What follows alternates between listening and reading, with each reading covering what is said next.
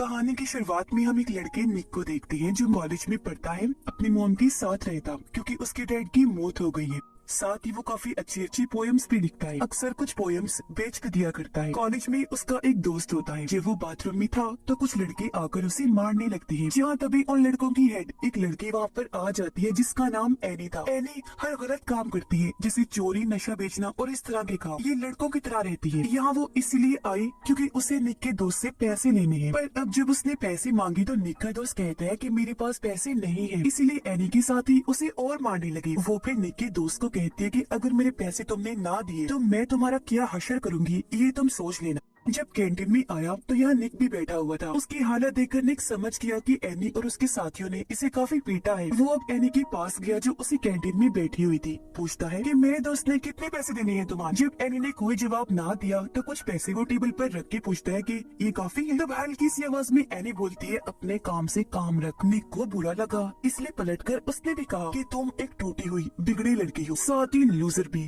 जो कहकर वो जाने लगा, पर एनी को इतना गुस्सा आया कि वो निक पर हमला कर देती है और इस तरह इन दोनों की लड़ाई हो जाती है। कुछ देर के बाद दोनों को प्रिंसिपल की ऑफिस भेज दिया गया। प्रिंसिपल एनी को आगे से ऐसा ना करने का कहकर यहाँ से भेज देते हैं, जबकि निक को कहते हैं कि ऐसी लड़कियाँ ठीक नहीं होती तो इससे दूर रहो। जिसके बाद वो भी यहाँ से चला जाता है। रात को निक के घर उसका दोस्त आया जो उसे कुछ पैसे देकर पोएम खरीदता है। फिर पूछता है कि कल रात एक पार्टी है, क्या तुम जाओगे उसमें। निक कहता है कि नहीं, क्योंकि कल मैं लंदन जा रहा हूँ। वहाँ एक काफी बड़ी अकेडमी में राइटर्स की मीटिंग है। वो उसे अपनी टिकट भी दिखाता है। उसके दोस्त ने पूछा क्या तुम्हारी मॉम को पता है इस बारे में। निक कहता है कि नहीं, अगर उन्हें पता चल गया तो वो मुझे जाने नहीं देंगे। अब एनी अपने एक दोस्त के पास आई जो भी उसकी तरह गलत काम करता है। ये दोनों अब एक ज्वेलरी की दुकान पर आकर रुके। वहाँ का शीशा एनी तोड़कर वो उसने ज्वेलरी चुरा लेती है। अगली सुबह जब एनी वहाँ से जाने लगी तो अपने साथ वो चोरी की ज्वेलरी भी ले जाने लगती है। उसका दोस्त कहता है कि ज्वेलरी इधर ही रहने दो, इसकी हिफाजत मैं करूँगा। एनी कहती है कि नहीं, तुम इसकी हिफाजत नहीं कर सकते, ये मेरे साथ ही रहने दो। जो कहकर वो यहाँ से चली गई। इस पर उसके दोस्त को बहुत गुस्सा आया। वो पुलिस को कॉल करके सब कुछ बता देता है। कॉलेज में आने के बाद एनी वो ज्वेलरी अपने लॉकर में रखने लगती है और उसे ऐसा करते हुए निक के दोस्त ने देख लिया था। थोड़ी देर के बाद यहाँ पुलिस आ गई। जब उन्होंने एनी के लॉकर की तलाशी ली तो उन्हें वो ज्वेलरी मिल जाती है, इसीलिए वो एनी को गिरफ्तार करके ले जाते हैं। पर क्योंकि वो स्टूडेंट थी तो जल्दी उसे छोड़ दिया गया। एक हफ्ते के बाद उसकी कोर्ट में पेशी है। छूटने के बाद वो अपने दोस्त को कॉल करके बताती है कि मुझे गिरफ्तार कर लिया गया था। वो पूछता है तुमने कुछ बताया तो नहीं। एनी कहती है कुछ भी नहीं। फिर वो पूछता है कि कौन हो सकता है ये जिसने पुलिस को सब बताया। अब हालांकि वो खुद ही था, पर यहाँ एनी को ये लगता है कि वो निक का दोस्त है जिसने पुलिस को सारी जानकारी दी, क्योंकि लॉकर के पास उसने एनी को देखा था। अब आज रात क्योंकि निक लंदन जाने के लिए निकलने वाला था, इसलिए वो अपने दोस्त को मिलकर अलविदा कहता है। फिर जब वो घर आया तो उसकी मॉम को भी पता चल गया था कि आज रात वो लंदन जाने वाला है, क्योंकि उसकी फ्लाइट लेट थी और एयरपोर्ट से जो कॉल आई थी वो निक की मॉम ने उठानी थी। पूछने पर निक बताता है मॉम वो मैं आपको बताने ही वाला था। वो कहती है झूठ मत बोलो बेटा, टिकट तुम्हारे पास कब से थी, तुम चाहती तो बता सकती थी। गलत बात है, मुझे लगता है मैं किसी अजनबी के साथ रह रही हूँ, और यहाँ से चली जाती है। निक को भी बुरा लगा, इसलिए रात को वो टिकट लेकर उस पार्टी में चला जाता है जिसके बारे में उसके दोस्त ने निक को बताया था। जब उसका दोस्त पार्टी में आ रहा था तो उसे एनी और उसके साथी पकड़ लेते हैं। खूब पीटने लगी ताकि सच उगलवा सके। वो उसे बहुत मारने लगी, इसलिए वो कह देता है कि वो मैं नहीं निक है। सारी जानकारी पुलिस को उसने ही दी थी। यहाँ उसने निक का नाम इसलिए लिया था क्योंकि उसे लग रहा था कि वो तो लंदन जा चुका है, पर वो तो पार्टी में था जो अपनी टिकट एक लड़की को दे देता है। और अब जब वो अपने घर जाने लगा तो एनी और उसके साथी निक को भी पकड़ लेते हैं। यहाँ निक का दोस्त भी उनके साथ था। वो उसे बहुत बुरा मारते हैं जिससे उसकी सांसें रुकने लगती है। हालांकि उसका दोस्त भी ऐसा करने से उन्हें मना करता है, मगर वो नहीं रुकते। ये सब देखकर उसका दोस्त काफी दुखी हो गया क्योंकि उसे लग रहा था कि निक मर गया है। ये अब उसे एक सुनसान जगह पर छोड़कर यहाँ से चले जाते हैं। एनी तो अपने दोस्त के पास आ गई। उसे बता देती है कि मेरे हाथों निक का खून हो गया है। उसका दोस्त कहता है कि तुम जाओ यहाँ से, क्यों आई हो यहाँ। जो सुनकर हालांकि एनी को बुरा तो लगा, लेकिन वो यहाँ से चली जाती है। अगले दिन निक बाकी बच्चों के साथ क्लास में बैठा हुआ था। टीचर क्लास में आकर सब बच्चों से एक सवाल पूछती है जिसका जवाब निक के अलावा किसी को भी नहीं आता था। वो खड़ा होकर जवाब देता है, लेकिन हैरत उसकी आवाज टीचर और बच्चे सुनने नहीं पाते। निक को भी अजीब लगा। वो पूछता है कि यहाँ पर क्या हो रहा है, क्या तुम लोग मेरा मजाक बना रहे हो। जो कहकर वो उठा, जोर जोर से चिल्लाने लगा, सबके आगे हाथ हिलाने लगता है, पर कोई ना तो उसे देख और ना ही सुन पा रहा था। वो अब एक किताब जो टेबल पर पड़ी थी उसे उठाकर दूर फेंक के मारता है, लेकिन अगले पल जब उसने टेबल पर देखा तो किताब वहीं पर पड़ी हुई थी। टीचर कहती है कि निक और उसकी पोयम के बारे में तब बात करेंगे जब वो क्लास में होगा। जो सुनकर वो काफी चौंक गया। कहता है, अरे ये क्या हो रहा है, मैं क्लास में तो हूँ, आखिर क्यों किसी को नहीं दिख रहा। वो अब प्रिंसिपल के ऑफिस में जाकर फोन उठाता है, अपनी मॉम को कॉल करने लगता है। तभी प्रिंसिपल भी आ गई। फोन की घंटी बजने लगती है। असल में निक को ये लग रहा था कि फोन मेरे हाथ में है, पर वो तो अपनी जगह पर ही पड़ा हुआ था। और अब प्रिंसिपल जब फोन उठाते हैं तो कॉल पे निक की मॉम थी। वो उनसे पूछती है क्या निक क्लास में है, जिस पर प्रिंसिपल फोन वहीं रख के निक को क्लास में चेक करने चले जाते हैं। और अब वो यहाँ से भागकर जाने लगता है, पर तभी एक लड़की से टकरा गया जिससे वो नीचे गिर जाती है। लेकिन अब जब उसने दोबारा देखा तो लड़की अपने रास्ते आगे बढ़ने लगी, यानी वो गिरी ही नहीं थी। वो यहाँ से भागकर सीधा अपने घर आया, जहाँ उसकी मॉम के साथ एक डिटेक्टिव होता है जो उसके कमरे की तलाशी ले रहा था ताकि यहाँ से कोई काम की चीज मिल सके। लेकिन उन्हें निक के बारे में कोई सुराग नहीं मिलता। इधर भी निक उन्हें नजर नहीं आ रहा था, जबकि वो सबको देख और सुन भी सकता था। अब ये डिटेक्टिव यहाँ से सीधा एनी के पास, क्योंकि कल ही उसके साथ निक की लड़ाई हुई थी। डिटेक्टिव उसे कहती है कि तुम्हें पकड़वाने के लिए पुलिस स्टेशन में किसी ने कॉल की थी, क्या वो निक था। एनी बोली कि मुझे नहीं पता, मैं तो अपने दोस्त के साथ थी उस वक्त। जो कहकर डिटेक्टिव यहाँ से चला जाता है। निक ने क्योंकि ये सारी बातें सुन ली थी, इसलिए वो एनी से पूछता है, क्या तुमने बस मुझे इसलिए मारा क्योंकि तुम्हें लग रहा था कि पुलिस को सारी जानकारी मैंने दी। जो कहकर वो एनी को धक्का देकर छत से नीचे गिरा देता है। पर अगले ही पल उसने देखा कि ये सिर्फ मुझे लग रहा है, ऐसा कुछ हुआ ही नहीं, क्योंकि एनी तो अभी भी उसके पास ही खड़ी हुई थी।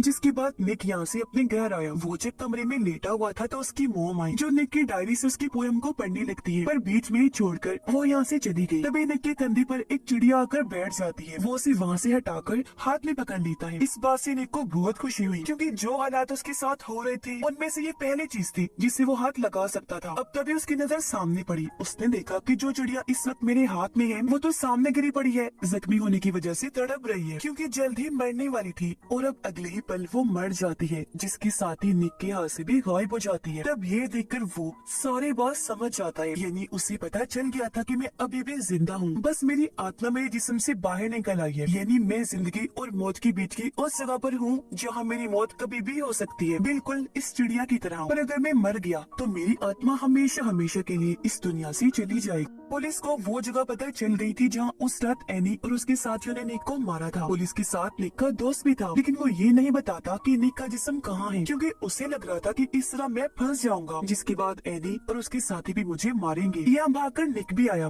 वो डॉग और पुलिस के सामने आकर उन्हें रास्ता समझाने की कोशिश करने लगता है, यानी मैं उस तरफ हूँ, लेकिन कोई फायदा नहीं होता। इसलिए काफी ढूंढने के बाद भी पुलिस को उसकी बॉडी जिस्म नहीं मिलता। अब एनी अपने घर आई, उसके पीछे पीछे निक भी आ जाता है। उसने देखा कि एनी का एक छोटा भाई है जिससे वो बहुत प्यार करती है। असल में उसकी मॉम की मौत हो गई थी और बाप ने दूसरी शादी कर ली थी। एनी को कभी प्यार नहीं मिला, उसका किसी ने ख्याल ही नहीं रखा, तो बगैर माँ बाप और प्यार के पलने बढ़ने पर वो गलत रास्ते पर चल पड़ी। वो अपने भाई को कहती है कि तुम मेरे जैसे कभी मत बनना। अपने भाई को उसने गले से लगा लिया। आंखों में आंसू थे, क्योंकि वो खुद भी कभी ऐसी बनना नहीं चाहती थी, लेकिन हालात ने उसे ऐसा बनने पर मजबूर कर दिया। फिर वो अपने भाई को कहती है कि अगर किस्मत ने साथ दिया, मुझे मौका मिला, तो मैं एक अच्छा काम जरूर करूंगी ताकि तुम्हें मुझ पर फख्र हो।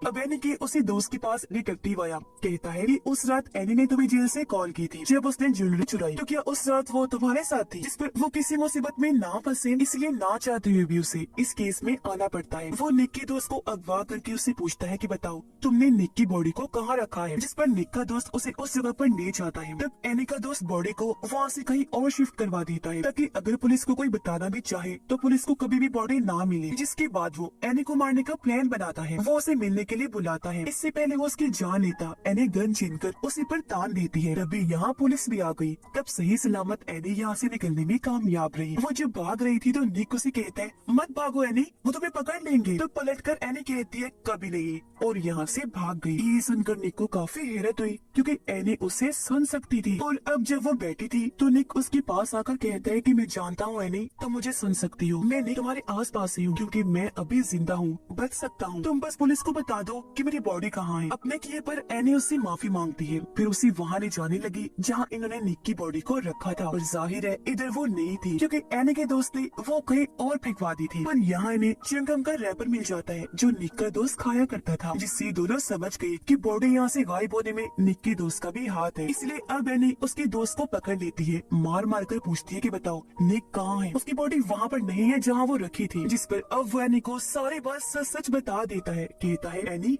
जो तुम सोच रही हो वैसा कभी हुआ ही नहीं था, तुम उस रात मार मार कर मुझसे नाम उगलवाना चाहती थी। तब मैंने बिना सोचे निक का नाम इसलिए नहीं दिया क्योंकि मुझे लग रहा था कि वो लंदन गया है, पर वो नहीं गया, इधर ही था। और ऐसा कभी हुआ ही नहीं कि उसने पुलिस को सारी जानकारी दी, और नहीं मैंने पुलिस को बताया था। और हाँ, वहाँ से निक की बॉडी मैंने नहीं तुम्हारे दोस्त ने हटाई थी, क्योंकि सारे फसाद की जड़ वो है। उसने पुलिस को कॉल करके तुम्हारे बारे में बताया था, जो सुनकर एनी काफी चौंक गई। सच जानकर हैरत उसे हो रही थी, साथ साथ उसे दुख भी था। और अब वो यहाँ से सीधा अपने दोस्त के पास गई, गन पॉइंट पर उसे लेकर कहती है कि मैं तुम्हारा सारा सच जान गई हूँ, और अब बताओ मुझे निक की बॉडी कहाँ है। तो अब मजबूरन उसे बताना पड़ता है। वो कहता है कि निक की बॉडी डैम के पास है, जल्दी उसे वहाँ से निकाल, वरना पानी उसे बहा कर ले जाएगा। और अब जब एनी वहाँ से जाने लगी तो उसका दोस्त गोली मार देता है, जिससे वो जख्मी होकर नीचे गिर गई। इससे पहले कि दूसरी गोली मारकर उसकी जान ही ले लेता, एनी उसे शूट करके नीचे फेंक देती है और यहाँ से भाग गई। वो अब पुलिस को कॉल करती है, कहने लगी कि अब तुम लोगों को मुझे ढूंढने की जरूरत नहीं है, मैं यहाँ से जा रही हूँ। और हाँ, बस मेरा एक काम कर देना, मेरे कॉलेज के लॉकर में कुछ पैसे रखे हैं, वो बस मेरे छोटे भाई को दे देना। साथ ही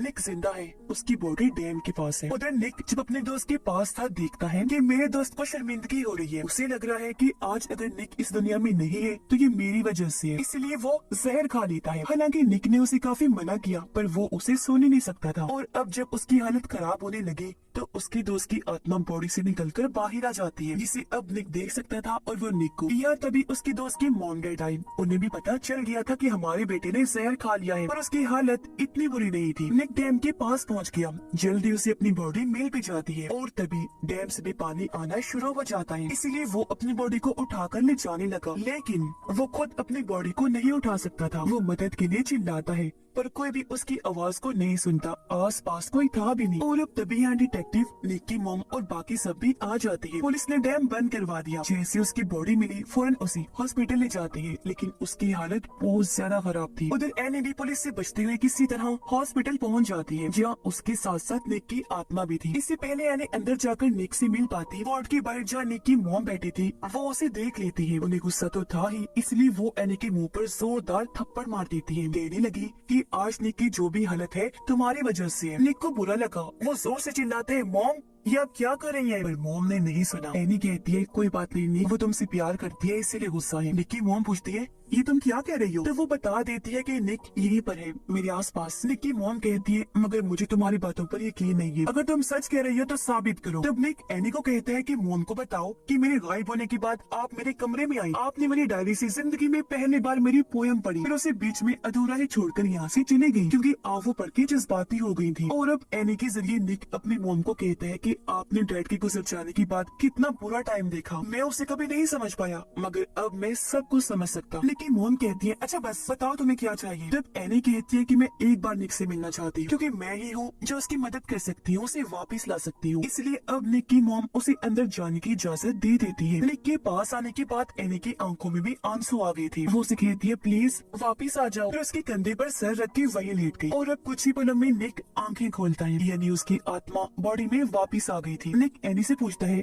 क्या तुम मुझे देख सकती हो? वो कहती है कि हाँ, मैं हमेशा से एक अच्छा काम करना चाहती थी। निक बोला और आज तुमने वो कर ही दिया, मुझे वापस लाकर तुमने ही मेरी जान बचाई है। और अब निक तो बच गया था, लेकिन एनी की मौत हो गई थी क्योंकि उस बेचारी को गोली लगी थी, जख्म बहुत गहरा था, उसका इलाज भी नहीं हो पाया था। और इस तरह उसने अपनी जान की परवाह किए बगैर निक की जान बचाई और अपनी बात को सही साबित कर दिया। अब निक एनी के भाई के पास गया जो प्लेन उड़ा रहा होता है। एनी का भाई कहता है कि मेरी बहन मुझे यहाँ लाया करती थी, जो अभी इस दुनिया में नहीं रही, वो बहुत अच्छी थी। बच्चा दुखी था। तब निक उसका मूड ठीक करने के लिए कहता है चलो हम एनी को एक मैसेज भेजते हैं। हम उसे कहते हैं हे एनी ठीक है ना? इस पर उसका भाई कहता है हाँ, और ये लिखकर उन्होंने प्लेन को हवा में उड़ा दिया। प्लेन को दोनों उड़ता हुआ देख रहे थे। ये फिल्म इधर ही खत्म हो जाती।